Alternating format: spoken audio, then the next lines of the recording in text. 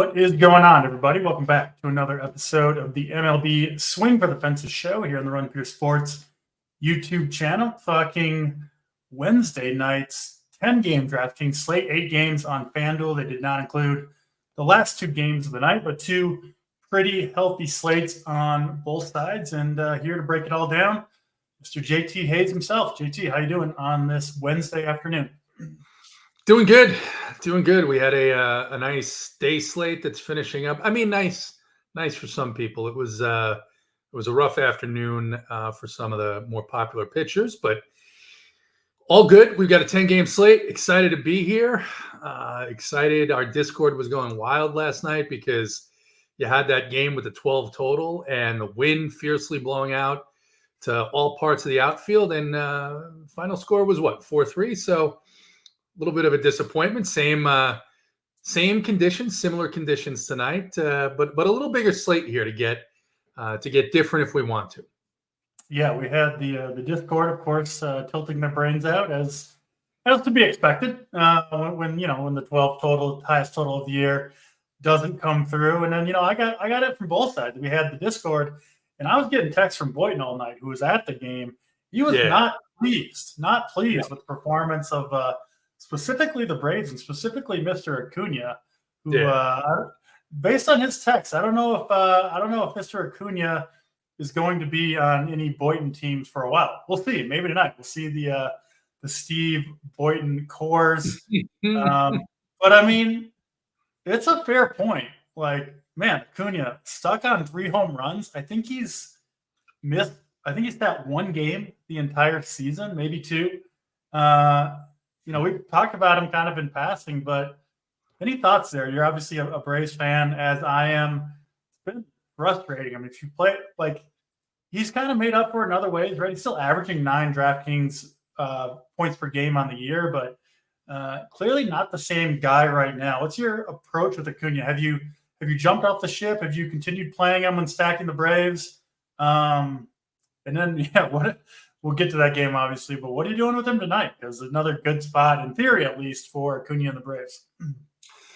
Yeah, he's frustrated, right? You can see it in his body language. He's still a young player. People forget how young this kid is. And his frustration, at least, I think, and he's been honest about it. He said it this week, and he said, look, I'm not very good right now, but he's also not taking as much advantage when he gets on base. He's not stealing nearly as much as we saw him run last year. And it's been a weird season. There's no excuses in baseball. Every team is dealing with different types of injuries. This team in particular, though, they just haven't gotten together, right? They haven't gotten to the point where they all feel comfortable at the plate, or enough of them to really put a lot of runs on the board. We saw Ozuna get off to a hot start. Ozzie had a good week here and there. Olsen had like a 6-day stretch where he was hitting well, but all at different time periods. And then you look at the fact that you lose Sean Murphy opening day. Riley's been down the last 7 to 10 days. Riley's always been a guy who at the end of May, beginning of June is when he starts to get comfortable and start to hit the ball hard. It's just been a weird season. And look, they haven't looked great. And there's no particular reason for it. I can't point to any one thing. I heard someone saying last week, they miss Ron Washington. Look, Ron Washington, hey, by the way, he is a pretty damn good manager. He's a pretty damn good coach. You see what he's doing with not a whole lot of talent in Los Angeles or Anaheim. So as far as jumping off the bandwagon, though, DC, it's tough for me to say on any given slate, oh, they're not going to be able to score 10 runs. And we'll talk about this when we get to that game tonight. Assad had good success. He's really had good success against them the handful of times he's pitched against them.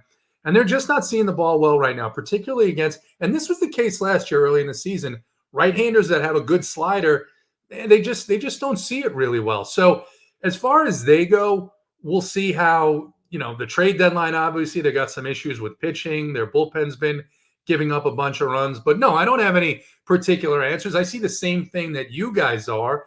But, from day to day, teams can be much, much different in terms of outcome. I mean, you look at what the Royals are doing right now.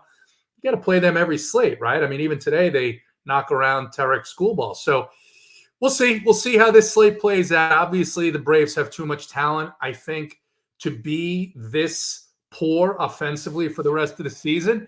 And then when you think about this in terms of the National League East, I mean, are the Phillies going to hit and score 10 runs a game throughout the whole season? Right now, they certainly look like they're going to, and that's concerning. But these things have a way of changing from month to month. So hopefully that'll be the case for the Atlanta Braves. Yeah, and I don't actually think there's anything physically wrong with Acuna. No. I mean, he wouldn't be out there every single day if there was. They would be having the utmost caution with him if there was some sort of real issue.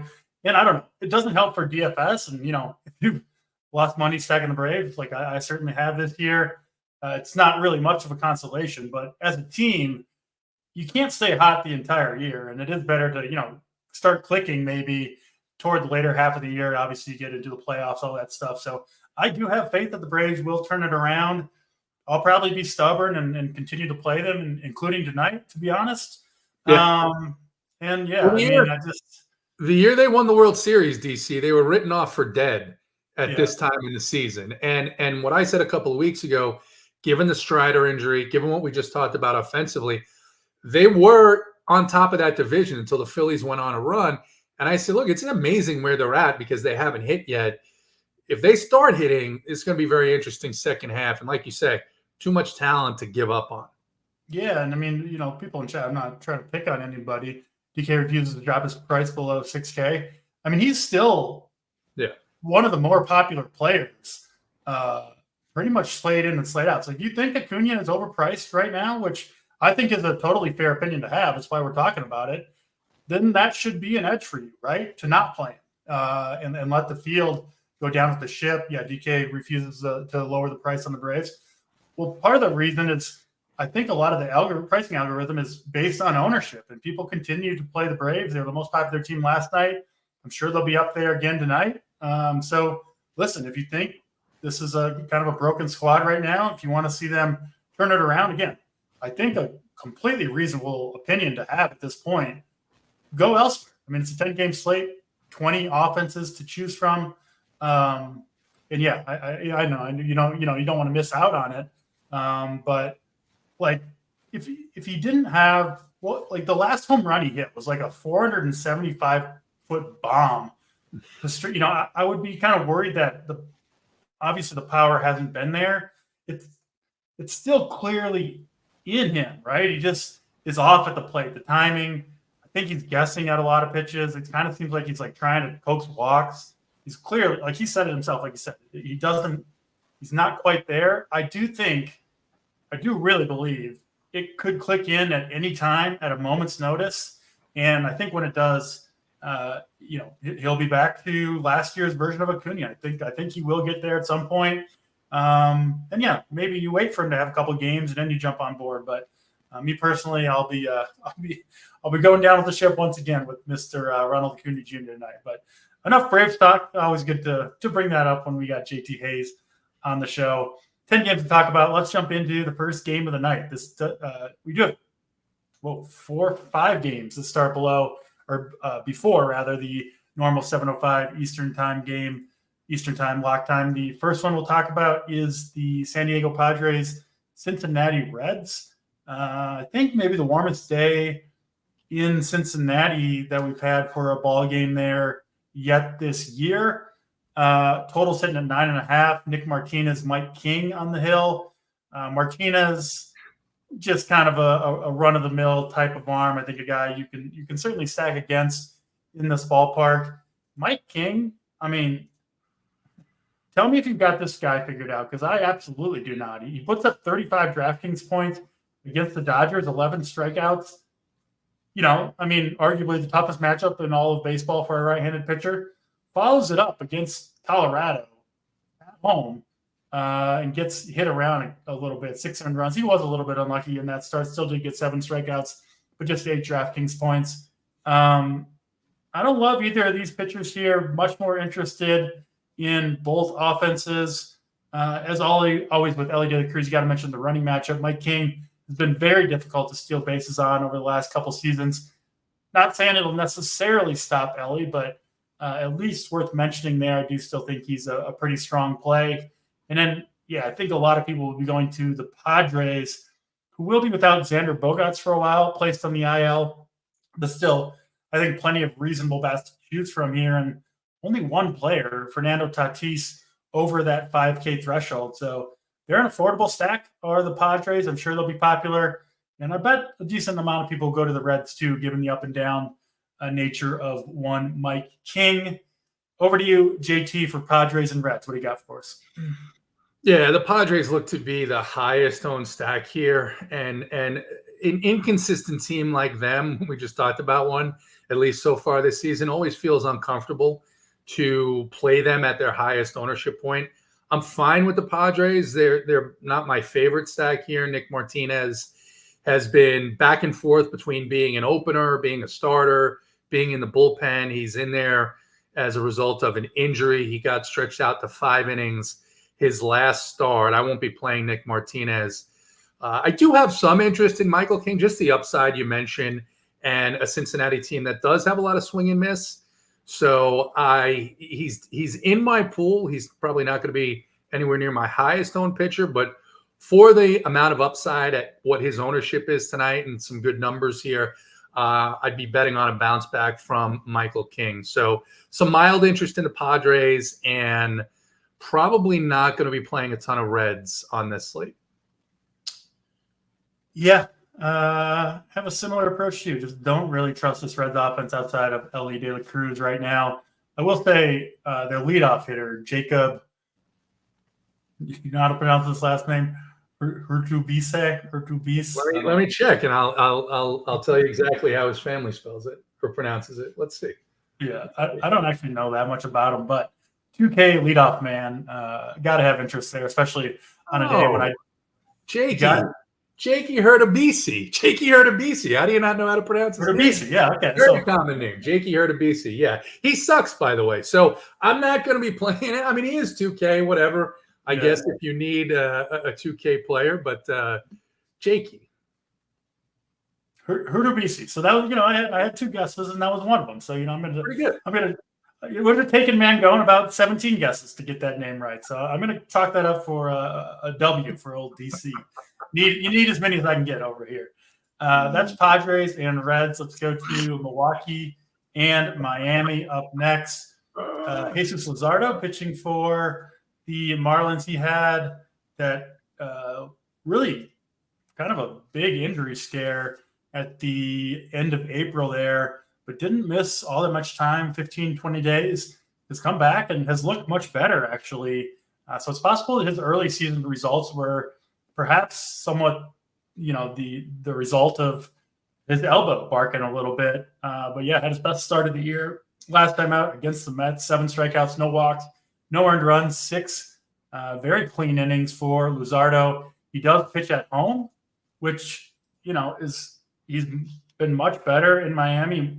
Most Miami starters are, but Luzardo in particular has pitched much better in the friendly confines there of Miami Stadium. He's only 7,800. I still think he's a little bit discounted for his talent level if he's back to the normal version of Luzardo. Now, I don't love picking on this Brewers team right now. It's not really something I anticipated saying, coming into the year, but it's been an offense that's been good. Now, they have been better against righties overall, but I still am a little hesitant to use Luzardo. I certainly think he's in play, as is Freddie Peralta, who has hit some speed bumps. He started off the year very, very strong. He's been under 10 DraftKings points in 3 of his last 5. Now, those did come in some relatively tough matchups at Houston in his last start. I still do think he's a solid play. I will say this Miami lineup starting to come alive just a little bit. Jazz, Josh Bell starting to hit a little bit better. Brian De La Cruz has been good this year. And they do have, is it just 4? Yeah, 4 lefties in there against Peralta. So, yeah, Peralta, I have him as SP2, maybe SP3, just in terms of raw projection. I think Glass now is clearly the SP1 in my eyes. But, yeah, Peralta in play, Luzardo in play. I'm not going to a ton of bats here. I don't mind my guy Jory Ortiz down there at 3,600 in the 5-hole. Where do you stand on these pitchers in this game overall, JT? Yeah, so Peralta, you look at the game log, and it's just a sea of ugliness here the last month or so. But the upside is definitely there. There's nothing physically wrong. And Milwaukee's always a difficult team with the way they manage these pitchers, though, right? So they have to be really efficient to go deep in the game. They have to be pitching really well. And this is a matchup where he could do that. I mean, he's in these situations in the past, done very well against teams like this. You mentioned De La Cruz and Josh Bell hitting very well, but certainly not against the type of pitcher like they're going to see tonight in Peralta. So I like him. And you mentioned the biggest challenge with whether or not to play Peralta is you could just find another $400 to get up to Tyler Glass now, although that is a more difficult matchup than theoretically what Peralta faces tonight. And then my only concern with Luzardo is, you mentioned it, best game of the season last time out against the Mets. His chances of repeating that same type of performance are very slim, regardless of how good he is, regardless of the matchup, all these different things. And speaking of the matchup, the Brewers have a couple of guys themselves in William Contreras and Willie Adames who are hitting the ball really hard against left-handed pitching right now. So I'm probably on this slate, just because it's so big and we've got such good pitching, I'm probably going to leave Luzardo for another slate, and I'll be playing some Brewers bats, and I'll have some Freddie Peralta. Yeah, I think that that makes sense to me. That is Milwaukee and Miami. We go to, I think, maybe the most interesting overall game on the slate next. San Francisco and the Pittsburgh Pirates. Maybe people surprised to hear that. On one side, we have Jared Jones, rookie phenom for the Pirates, who is now going to be overshadowed by his teammate Paul Skeens, who looks just absolutely ridiculous. But I mean, Jones has been lights out himself. ERA sitting below 3, whip below 1, racking up the strikeouts, really not showing many signs of slowing down and showing, honestly, remarkable efficiency, especially for such a young pitcher. They're not letting him throw. I don't think he's thrown 100 pitches yet this season, but he really hasn't need to. I mean, last 3 games, 6 innings, 7 innings, regularly getting through 5, 6, 7 innings. Electric fastball. I mean, everything about this guy looks like an ace to me. We'll see if he can stay healthy and all that, but for now, you got to like Jared Jones. Pretty good matchup here against the Giants. It's a depleted Giants team for sure, and one that I think Jones could take advantage of. So I think Jared Jones, very strong play on this slate at 9,600. I think it's pretty close between him and Peralta. I do have Glass now ahead of both guys, but I like Jared Jones a lot. And then Blake Snell, who was on the IL, went on the IL back on April 20th. So it's been a month since we've seen Blake Snell. And frankly, when we did see him, he was awful in 3 starts. He's pitched a total of 11 2/3 innings, giving up 15 earned runs, good for an 11.5 ERA. Giving up 2 base runners per inning pitched. Even the strikeouts haven't been there for Blake Snell. Now, he was pitching pretty well in the rehab starts, but he was pitching well, before they called him up. He missed all of spring training due to signing late, right? He was a free agent looking for a big contract. Didn't ultimately get it. And then, was knocked around when the Giants did call him up. Now, I think a decent chance, JT, that maybe Snell has finally figured out, what to do, how to be a good pitcher again with the time in the minor leagues. But we have seen Blake Snell go through long stretches of really, really struggling as a pitcher. I mean, even last year when he won the Cy Young Award, his ERA at this point last year, I think, was like over 6. And then he just was lights out the second half of the year. So it's not like this is unprecedented for Blake Snell to struggle for long stretches of games. And when he does struggle, it's a real struggle, right? A ton of walks. He also gives up a ton of steals. Last year, even in that Cy Young season, right? So he's obviously limited base runners overall. He gave up 25 steals, 25 of 26 were base runners against Blake Snell. The Pirates, they've got some speed. It is pretty good hitting conditions in Pittsburgh. And we just don't know what type of Blake Snell we're going to see here. So I guess I'd say all that. The Pirates, definitely my favorite contrarian stack on this slate. They've got some speed. They've got some power. They got some guys who can hit lefties. And then I mean, even O'Neal Cruz, yes, it's a left versus left matchup, but just tattooing the ball yesterday, 2 batted balls over 120 miles per hour. So we know the upside there is there for him, power and speed wise. I like this Pirates stack a lot. They're pretty cheap. Yeah, I mean, most expensive guy on their team, 4,500.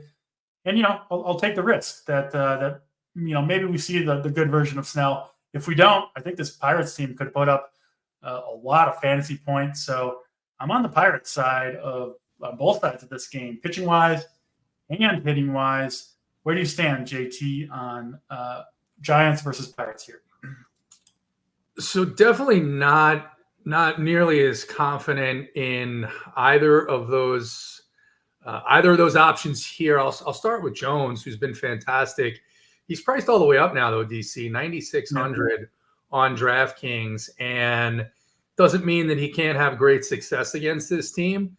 I just don't know the price range that he's in, right? Like you mentioned, you got Peralta above him, you've got Glasnow above him, and you're not going to play everybody, right? So I think for that reason, and concerns about, from game to game, what's the innings limit, pitch limit going to be with him, I'm probably going to be out on him tonight. On the other side, in the last rehab start that he made in the minor leagues, Blake Snell, 10 strikeouts in 5 innings. And he's priced at 8,300 against a team that we have seen not do a ton against left-handed pitching. So I can see both sides of this where, hey, Blake Snell hasn't been good. He's back now. The Pirates are cheap. They're going to be completely unowned. It's a great stack for tournaments. Could also see the other side where, hey, Snell may have been a little bit dinged up. He goes down. He gets right. He pitched well last time out. Now he comes up, and he's the cheapest point that we've seen him in about a season and more. And maybe it's a good spot for him as well to come back into this environment against at least a softer opponent against left-handed pitching. So I'm going to have Snell in my player pool. He's only going to be 3% owned. So if he is good Blake Snell, you're going to have a significant advantage over the field. And as far as the Pirate stacks, probably only going to reserve them for minis in my pool if I have them in there at all. I don't know. I don't feel like this is a spot where we could take advantage of Blake Snell, but absolutely within the realm of outcomes there. Yeah, so Snell did get through 5 innings. He's made 2 starts in the minor league since going on the IL. The first one came at single A, where he dominated 4 innings, 7 strikeouts, no base runners, but only 46 pitches in that one. And then after that, they moved him in his last start up to triple A, where he dominated again, like you said, 10 strikeouts in 5 innings, but only 60 pitches. So he went 46 and 60. Now, I don't know for sure. It's possible that, maybe he could have thrown on the backfields after the game, whatever, maybe they saw enough out of him in those 5 innings where they just kind of take him out of the game, and maybe he's a full go, but 46 pitches and then 60 pitches. If you follow the normal progression there, I would have a hard time putting Blake Snell at over 75 pitches in this game, which could be enough to get the job done if he's dominating like he did at AAA in that last start. But yeah, obviously we disagree a little bit about this one. I'm kind of more on the Pirates side of it. But I do understand with Blake Snell. I do think the upside's there. We know how good he can be, if he's on his game. So I'll be rolling the dice on the Pirates, but I do think Snell is a reasonable play as well, particularly on this slate where the high-end pitching for the most part doesn't look that great to me. Texas and Philadelphia up next. Should be a good game for offense here. Prime hitting conditions in Citizens Bank Park. 80, 85 degrees, winds, modest winds, 10-mile-per-hour winds, straight out to center field, humid. This ballpark in Philly plays very hitter-friendly when you get weather like this. I think this is probably the best hitting weather we've had in Citizens Bank all year long. And we have 2 pitchers on the hill who I frankly don't have a whole lot of respect for. Dane Dunning pitching for as pitchers, JT. I'm sure they're great human beings. Dane Dunning pitching for the Texas Rangers. You don't think it's Dane time all the time? I mean, I've heard that in Discord. I've heard someone say it's Dane time all the time. I tend to agree with you, but go on.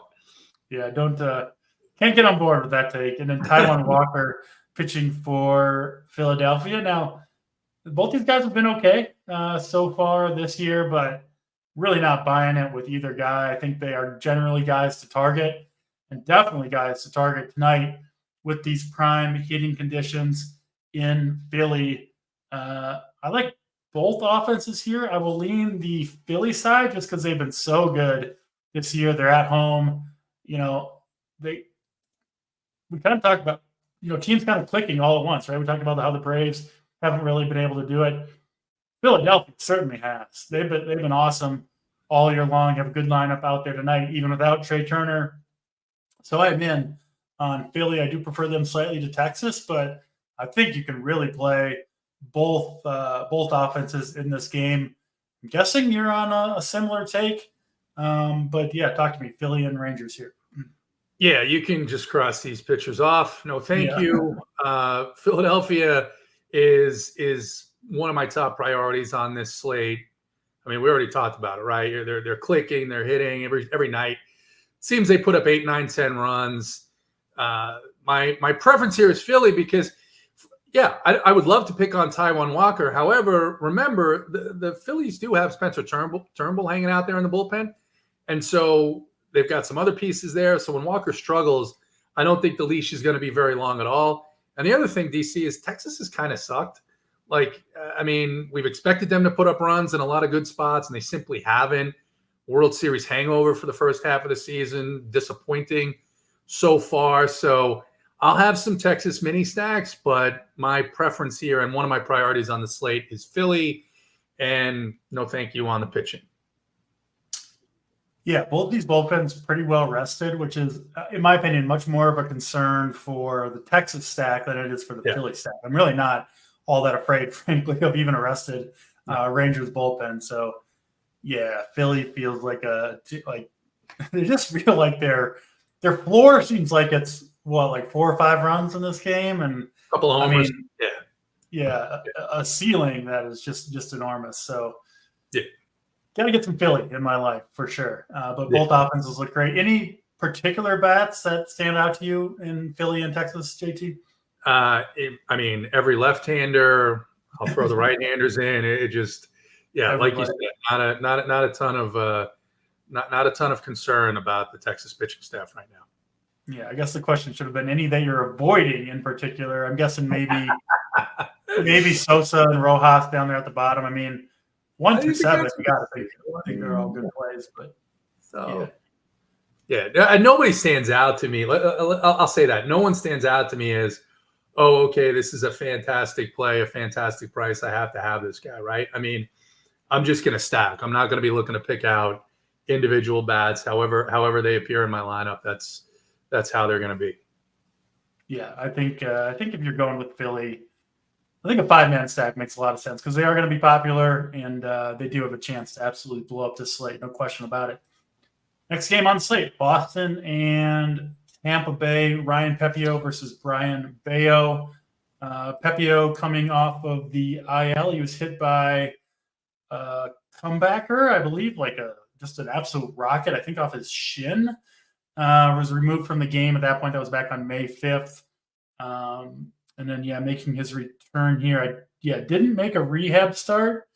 So I would assume somewhat limited, especially because he only threw 44 pitches in that last start before being removed. So, you have to go back into April before he had a reasonable pitch count on any start. And even then, he was only throwing 80 pitches in most games. So I'm seeing, at least from Sabre, I was kind of surprised to see it. High ownership on Pepiot. They've actually got Pepiot projected as the highest owned pitcher on the slate, which I was surprised to see. And frankly, I don't really agree with that.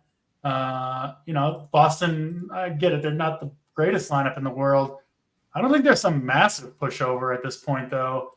I don't think Pepiot's a bad play in a vacuum.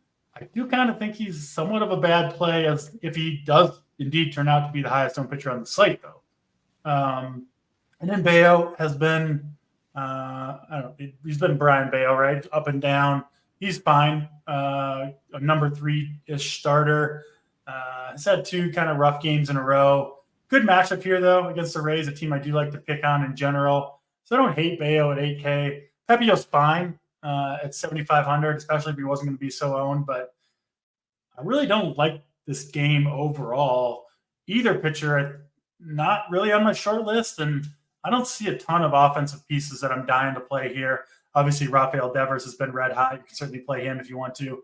But I think I'm spending elsewhere, right? I don't know if a $5,500 Devers is a priority for me, given some of the other options to spend on the slate. So not a ton here for me. What about you, JT, Rays and Red Sox? Yeah, I wanted to like Pepio when I saw the price, and then I remembered I hadn't seen him in a while, and I'm like, why haven't I seen him in a while? And you look and you're like, oh, okay. And so I trust the Rays a lot less than I trust the Giants, which sounds crazy to say. But in terms of Pepio's pitch count versus Snell's pitch count, if both are pitching well, I think Snell has a longer leash, if that makes sense. I think no matter what Pepio does, they have a number in mind. And once they hit that number, like the stadium's going to go dark and Kevin Cash is going to, jet out to the mound. They're going to pull the plug on the electricity. Yeah, it just fuck it. Turn the stadium off. Pepio's got to come out. He threw 68 pitches, right? I mean, so no Pepio for me, no Bayo for me. I'm mildly interested in Tampa Bay just because Bayo looks like he's struggling, whether it's mechanically or through something here. And there are at least a couple of guys on Tampa Bay that are hitting the ball pretty well recently. Isaac Paredes. We said this on Monday night. They got some of those left-handers back. That was before Tanner Huck just absolutely shut them down. No, so like I said, mild interest here on Tampa Bay, maybe a couple of mini stacks, but not going with either of these pitchers, DC. Yeah, makes sense to me. I'm on the same page there. Let's get to the Yankees and the Mariners. 8.5 total in this one. Yankees sitting around -155. We've got the lefty Nestor Cortez on the bump for the Yankees. He's been kind of alternating good and mediocre starts. He's just not a guy I pay this $9,300 price tag for. He certainly paid it off more than a couple times this season. So I'm not saying he's a bad play. He's just a player I don't pitch a lot of at this price tag. Just, in my opinion, a lack of strikeout upside, but he does have 2 9-strikeout games on the year. So maybe I'm not quite giving him his due. Just personally have trouble paying that price tag for him, even in a really good matchup here against the Seattle Mariners, who do obviously strike out a ton. I won't personally be going to Cortez. Won't be going to Bobby Miller either. We did see Mr. Bobby Wu put up a big start against the Yankees last night. One of the few right-handed pitchers that have slowed down this Yankees team. I'm personally not going to be betting on that happening twice in a row. I do have faith in Miller kind of as a pitcher in general, but 8,500 for Miller against this Yankees team. I'll let other people roll the dice there. Not going to be for me. So neither pitcher, and another game where I don't love the offense. It would be the Yankee side that I'd be, I think, more interested in, but there are some decent bats for the Mariners. Dylan Moore has been red hot. Ty France is cheap down there in the 6-hole. I don't think those guys are terrible plays against the lefty Nestor Cortez, but there are certainly offenses I like better overall. Where do you stand, JT, Mariners and Yankees? Yeah, I feel the same way with you on Cortez, especially when he's highly owned. It just kind of disgusts me in a way because he's a good pitcher, and every now and then he'll have these spike strikeout games. But no Cortez for me tonight. I have been of the mind in the last week or so that the Seattle team is waking up. I played them a good bit last night, and I would have gotten rewarded, except I didn't have a lot of Dylan Moore. But I'm going to play them here again. I'm going to go with the full stack Jorge Polanco back in the lineup for the Mariners here tonight. I think that makes a difference. So they've been hitting this bullpen, which is not something that a lot of teams do. Put up runs on this Yankee bullpen, put up runs on Clay Holmes, forced him to take a loss the other night. So I think they're actually starting to come around, and I'm going to try and be early on them as opposed to late. The prices are good here. So in on the Seattle Mariners. And then as far as Yankees, definitely going to have some mini stacks. The price is now creeping up to where it's just tough for them as a team, as a 5-man stack, to pay off their individual prices to the point where they're going to be in the winner. So I'll reserve those for minis and nothing on the pitchers here for me. Yeah, if the Mariners can get to Cortez, like you said, Seattle's hit this bullpen a little bit, which has resulted in it's a little bit of a gas bullpen for the Yankees. Clay Holmes obviously had that rough outing on Monday, threw 31 pitches. He didn't pitch yesterday, but I don't think he'll pitch in this game unless it's like a true save opportunity in the 9th inning, in which case your stack probably didn't crush anyway. And then they did use 4 other pitchers yesterday. So, yeah, potentially a spot to actually do some damage against the bullpen again for Seattle. So I kind of like that call with the Mariners. Might have to jump on board with you and get some Mariners in my life. They'll be low owned, so you don't need to go crazy with it. But, yeah, they've definitely showed some signs of life recently, and I do kind of like that call on the Mariners. 4 more games to talk about. Good time to remind you guys, if you're watching the show, joining us here on Wednesday afternoon, hit the like button. It does help us out. And if you do want to join us, join the winner circle over at runpuresports.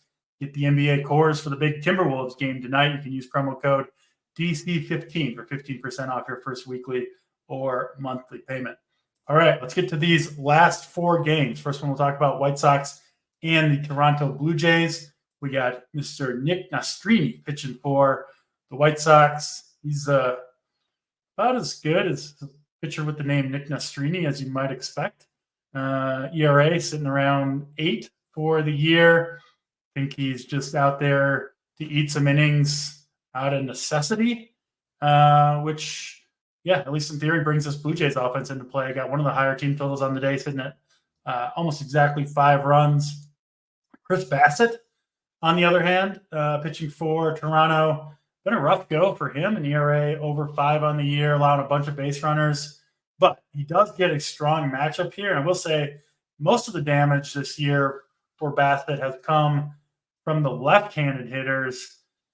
And the White Sox don't really have a lot of guys packing a punch from the left side. I mean, Gavin Sheets is their best left-handed hitter who, he hasn't really done much ever, including this year. Other than that, it's Nicky Lopez, Benintendi, Dominic Fletcher, and something called a Zachary Deloche. So a good spot here for Bassett. He's cheap, $7,200, $8,400 on FanDuel for Bassett. I haven't played him much this year. He's another guy I just don't play that much of in general due to lack of strikeouts, but I do think this is a pretty good spot for him at $7,200. I think he should be at least decent enough at that price point, 15 fantasy points, something like that. Seems reasonable for him, at least to me. Ownership-wise, I assume, 20% for Bassett. That feels about right. I figured he had to have ownership. It's all driven by team totals and strikeouts and all that stuff. So, thoughts here, Bassett. I assume no Nastrini, and then the Blue Jays. You're going to be on them. I think they'll be one of the higher on stacks tonight. Go ahead, JT. Yeah, I'm just going to fade the Blue Jays in tournaments at this ownership. And that's not, of course, we know all about the White Sox and their bullpen issues. However, I will say this about Nastrini. He's a young kid, 24 years old, had one good game, one terrible game, sent him down to the minor leagues, and now he's back up. So they're a kid they're trying to develop. And it's not that I'm interested in using him, but every time we think that this Blue Jays team is in a good spot, they do nothing. And some of that, DC, is this park. This park is not conducive to hitting. So I'll start with the Blue Jay side. And then on the Bassett side, I've played him at lower ownership, and I like doing that, 20, 25% here. This lineup, when you look at it, it looks terrible. No Eloy Jimenez in this lineup. Martin Maldonado down there, just kind of waiting for Social Security checks to kick in before he retires. And it doesn't matter. I just want the upside. On this slate, I want the pitchers with upside because there's like 6 or 7 of them, right? And so if I roster Bassett, what am I getting from that? Am I getting, a Braves team or a Phillies team? If that's the case, then maybe he'll sneak into a few of my lineups. But I'm going to look to as much as I can to not have to rely on Chris Bassett and his 11% walk rate this season to carry my lineups home. Yeah, I got free Scotty here. Bassett the double condom play. I think that's a pretty apt description of the Chris Bassett play tonight. But sometimes you want to be safe. You don't want to risk it. And there are times when it's necessary to do that. This slate where you have a lot of options, a lot of plentiful opportunities, you don't need to look for those sketchy things. Yeah, a little more interest in Bassett than you, but I do totally get it. Given the ownership and the lack of production, frankly, for Mr. Chris Bassett. 3 more games to talk about. That brings us back to the Atlanta Braves, bringing it full circle here. Like you said, not the extreme hitting conditions that we saw yesterday. And by the way, I know the game mostly busted, but did you see Arcia's home run? It was like 15 rows deep into center field. Like, it wasn't because the wind wasn't there or wasn't having the effect. It's just nobody could get the ball in the air. There were still a couple home runs in the game. This will play very hitter friendly again. Looking at 10 to 15 mile per hour winds out to right center field, 70 degrees. Again, not like yesterday, but I kind of have a feeling, JT, that we might see a little flop lag in this one. Now, it's not like everybody's going to jump off the Braves because they disappointed yesterday. Unfortunately, DFS no longer works that way. Everybody just plays projections, right? It's like Acuna could go over 40 and people would still be playing. If it was projected high, it just wouldn't matter. So you can't take advantage of stuff like that like you used to be able to. But nevertheless, I do still like this Braves team. Justin Steele, in my opinion, kind of had I don't want to call it a fluky year last year because he was legitimately good. But, it reminds me of, I don't want to say, Ranger Suarez this year, where he's just no way he's as good as he's performed so far. That's Suarez. And then, Steele's come back to earth. He's got an ERA above 5. He missed a bunch of time with the hamstring injury. And then has come back and really hasn't pitched very well. He's been hit particularly hard by right-handed bats. Braves got 7 of them in the lineup tonight. And yeah, I don't know. Maybe I'm an idiot, but I'll go down with this Braves team again. Albies, Ozuna, Darno are my 3 favorite, followed by Acuna and Arcia. Probably mostly avoid the lefties here.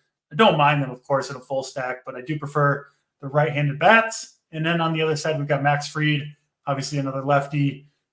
He's been all over the place this year, was roughed up a little bit in his last start. He's had like 3 or 4, I think 4, like really bad starts. And then he's been really good in all the others, including, I think he's been removed twice while having a no-hitter. And he has got a complete game shutout 3-hitter on the record. So he's been as up and down as anybody in baseball. I don't love Fried here against this Cubs team, but I wouldn't be shocked if he went out and threw a good game. And then obviously I'm in on the Braves stack. Probably won't play a whole lot of Cubs. Maybe a cheap Dansby Swanson 3,300 with the platoon advantage feels okay to me. But where do you stand, JT? Your Braves and the Chicago Cubs. Yeah, first of all, let me address the Ranger Suarez disrespect. I mean, Ranger Suarez just, first of all, he put in the work, DC, in the offseason. He went to renowned pitching coach Hector Barrios, who is the same coach who turned around Aroldis Chapman this season. So, I mean, you cannot be disrespecting Ranger Suarez. Go ahead and look up Hector Barrios, pitching coach, does a lot of great work with some of these guys. Right back to the Braves. Justin Steele, the Braves have always hit him well. I prefer them at this point against left-handed pitching. So we'll be playing the Braves here. I'll have some Fried. I don't mind some Cubs mini stacks, though, either. If you wanted a full stack of Cubs, I don't think you're crazy just because of the issues with the Braves bullpen. But and at least, like, unlike last night, DC, where you saw 15 and 14% ownership respectively on these stacks, it looks like 5 and 4 tonight. So it looks like even projections are like, enough. I yield. I can't do this anymore. So we'll see. Now you got me excited, JT. 5 and 4% ownership for this for the Braves team. Doesn't help when they score 4 runs again, but I'll take the low ownership. Anyway, is in here, and I'm excited that he's been there as well. So there you go. Being there, always bringing the comedy. Always making us smile. I assume he's a stand-up comedian in real life. He certainly plays one on the internet, which in the Discord, yeah. I can relate being there. We like to pretend here on the internet, the fake streets of life. Next game on the slate, Colorado and Oakland. We go out to the West Coast. These 2 games, Colorado, Oakland, and Arizona, and the Dodgers, not on the FanDuel slate, but they are on the DraftKings slate. We've got Austin Gomber and Mr. Mitch Spence pitching for the Oakland A's. In Oakland, obviously, total sitting at 8. A's minus 145, maybe one of the bigger favorites they've been all season. Gomber's cheap at 6,800. He's actually been okay this year, frankly. And then Mitch Spence at the stone minimum, 4K. He did start back on the 17th. I believe that was his first start of the year, first or second. I think first of the year. He did pitch 4 2/3 innings back on May 5th, but I believe that was out of the bullpen. But 77 pitches for Spence on the 17th against KC. Actually pitched decently well, 4 2/3 innings, just 1 run allowed. Did get 4 strikeouts in that one. And he was in the Yankee system last year, JT, where he was a full-time starting pitcher. He threw 160-some innings. I did look up the game log. Was over 100 pitches and, 3, 4, 5 outings, regularly between 90 and 100 pitches. Throwing 77 last time out, I would assume he's essentially no limitations here, right? Around 90 pitches, assuming he's pitching okay, would be what I would expect from Mitch Spence. And you give me 90 pitches at minimum price tag against the Rockies in the best pitching environment on the slate. This seems like something that you are going to avoid, but I'm going to take the bait on Mr. Mitch Spence. I'm seeing him around 15% ownership projected by SaberSim. No. I'll take the over, right? Yeah. Over? Yeah. Still playing him. Mitch Spence at 4K. And I don't actually think Gomber is that bad of a play either at 6,800.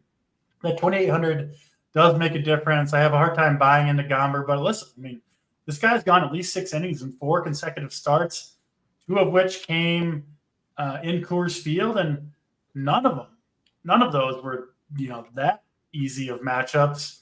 Obviously, the A's have done some serious damage at times this year, but let's be honest. This is still an offense to target. Still a lot of strikeouts to be had, and still a great pitching environment in Oakland. So I kind of like both these guys. I don't even mind pairing them together and loading up the bats if you want to go that direction. I knew you were going to be out on Mr. Gomber and Mr. Spence, but that's all right. I'm in. Talk to me, JT. A's and Rockies. All right. So I can understand the Spence play. Although I will say, I don't know exactly what the A's are doing. He's 4K, man. Come on. I understand, but hear me out. I don't know what that, is he a starter now, or is he just meant to be an opener and then he went 4 2/3? I'm not real sure. I think he's going to be a starter. All right. So I understand the play. All right. He's 4K. The Rockies have been hitting, though. Everyone looks at the Rockies as though they're terrible. Aaron Brooks was 25% last night after the best start he's ever had in Major League Baseball. Guilty of Aaron Brooks too. So I saw that. That was hurtful. But the issue I have is I think Spence is fine. But there are so many aces on this slate that I think at least 2 of them put up 30-point scores. And again, you want to play the Phillies, you want to pair them with the Braves or the Dodgers. Well, I totally get that play. The play I don't get is Austin Gomber. Coming off of maybe the best start he's had in 3 years. He's had an 86% left on base rate this season. He is, the 3rd worst pitcher on this slate. So he's in the neighborhood numbers-wise with guys like Taijuan Walker, Nick Martinez, Nick Nastrini, Chris Bassett, who's also going to be popular. So I'm out on Gomber. I actually like the Oakland A's offense here quite a bit. When Quantrill, who pitched a good game last night, when he left that game, the A's were absolutely all over that bullpen. They're going to get to Gomber early tonight. And I think the Oakland A's have a chance at putting up 10 runs. 10 runs from the Oakland A's. JT, coming in hot. I guess we might know who your contrarian stack is going to be when we get to that here in just a moment. First, though, we'll talk about Arizona and the LA Dodgers. Dodgers, huge favorites here, as they often are, sitting around minus 300. Mr. Tyler Glasnow taking the hill for the Dodgers. He's been pretty much lights out all season. I believe he leads all of Major League Baseball in total strikeouts on the year. And, you know, some of the fragility that we've seen from Glasnow in the past, maybe that pops up at some point this year. But, I mean, so far, this dude is on fire. It's a Diamondbacks team that has done a lot of damage. A lot of it's come to lefty pitchers, though, and also they haven't been quite as good recently. I think they started off the year it seemed like a whole bunch of their early games were against the Rockies, got some inflated numbers there, and kind of have come back to earth at least a little bit. Anyway, I'm really not worried about the matchup for Glasnow. Honestly, matchups for him right now don't concern me all that much anyway, and certainly this one not going to take me off of Glasnow. I don't – if he's really going to come in just like 30% owned like Saber has, again, I'll take the over on that number, but as long as it's reasonable, right? Like anything below 50 on Glasnow, I think seems fair to me, given how good he's been and what I expect him to do in this start. So in on Glasnow, we did just get news. The Diamondbacks are going to have an opener in front of Ryan Nelson, Brendan Hughes. Not going to change my opinion on the Dodgers over that, to be honest. And you got to like the Dodgers here. Ryan Nelson, I do still think the plan is for him to throw the majority of the innings in this game. He's been bad this year, has always frankly been bad, and has really, really struggled against left-handed bats in particular. Has some pretty severe splits this season. So, of course, my man Shohei Ohtani got to be near the top of any list in terms of guys you want to roster tonight. Freddie Freeman, Mookie Betts, all these dudes look like good plays to me from the Dodgers. And yeah, pretty simple. Like Glasnow, like in particular that top three in the Dodgers lineup, Ohtani leading the way. And then, of course, no interest in the Diamondbacks pitchers. Over to you, JT. Arizona Dodgers, last game of the slate. Yeah. I'd love to be on the inside to understand more about the relationship between Dave Roberts and Torey Lovullo, because Torey Lovullo loves to torment Dave Roberts in this way. And he did the same thing last night, which is he starts a pitcher of the opposite hand and follows him with a different-handed pitcher. And you know that it's got to drive the Dodgers organization nutty as to who do I actually start tonight? Who are my hitters? Because you know that Brandon Hughes is going to go one inning, and then Ryan Nelson is going to come in from a right-handed perspective. So for that reason, the Dodgers starting lineup is going to be important. If there's a left-hander in that starting lineup, that's a guy that I'm going to be interested in, because it means that they're probably going to stick with those guys. Or yeah, they'll start their normal top four: Betts, Ohtani, Freeman, Smith, probably Teoscar. And then, I expect Jason Hayward to be the guy, right? Jason Hayward will be that fifth guy who you can actually rely on, who's not going to get pinch hit. And this is a serious thing with the Dodgers. They do this every single night. So I think for that reason, I'm going to be off these guys that are pinch hit risks, as I say every slate for the Dodgers.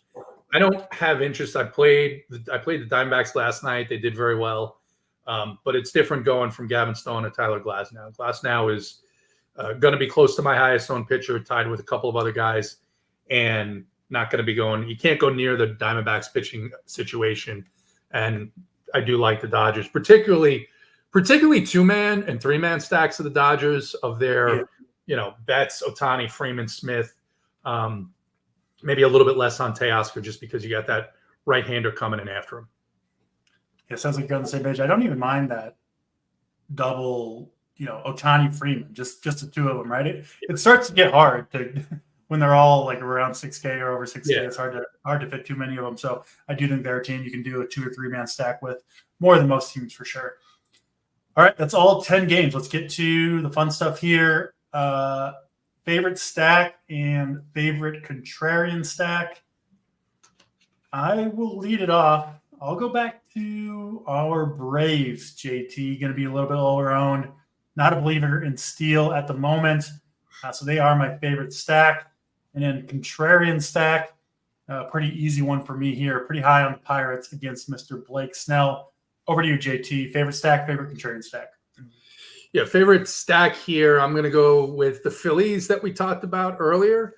I like them. They're not coming in nearly as highly owned as the Padres or the Blue Jays. So I like that. And then for a contrarian stack, I'm going to go back to the Seattle Mariners that I talked about earlier in the show. I think they're coming out of it, and it's only a matter of time before they put up a lot of runs. Most important pitcher. Going with my man, Mitch Spence. Going to have ownership tonight. A 4K pitcher who I think is a reasonable arm against the Rockies in a good pitching environment with a lot of big hitters to pay up for, right? I want Acuna and Albies and Ozuna, and I want the Dodgers, Ohtani and Freeman and Betts. Best way to get them, go cheap at pitching. Mr. Mitch Spence, come on down. Your most important pitcher tonight, JT. Tempted to say it's Austin Gomber, because if he manages to be Houdini again, then it's not going to be good for my A stacks. But I'm not. I'm going to say Freddie Peralta. I'm going to bet on a bounce back from Freddie here on this slate and hope he can put up 30 fantasy points. Yeah, just for the record, you're not allowed to say your most important pitcher is someone who you're absolutely not on and stacking again. Why not? He's important to my lineup. I'll come to the receipts, JT. So don't try to pull that shit on us. We'll see. Home run call for the day. We'll let you go first, JT. Who's going yard tonight?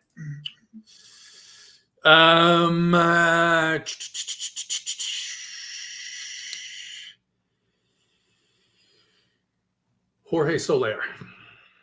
Ooh, Mr. Soler going deep. I gotta go with Ozzie Albies. Love playing him with lefties. Have for years. Obviously, good hitting conditions in Wrigley Field. And then finally, your favorite overall hitter on the slate, JT. And it's gonna come from this Phillies lineup, and you know what? I like that price and lineup spot for Bryson Stott. All right. We don't get a chance to mention this guy much. Connor Joe, come on down. My favorite hitter on the slate. Going to do some damage off Mr. Blake Snell. That'll do it for this show. We will be back, I believe, tomorrow morning. Should be 11 Eastern time for the early Thursday slate. Not much of a late slate whatsoever. So I do think we will have a show at that time. I have no idea who will be joining me for that show. And it's not officially on the schedule, but hey, I think it'll probably happen. So hopefully we'll see you guys bright and early tomorrow morning. And hopefully those Braves do some damage for once. Go Ronald Acuna. That'll do it for us. For Mr. JT Hayes, I'm Draft Cheat, and we're out of here.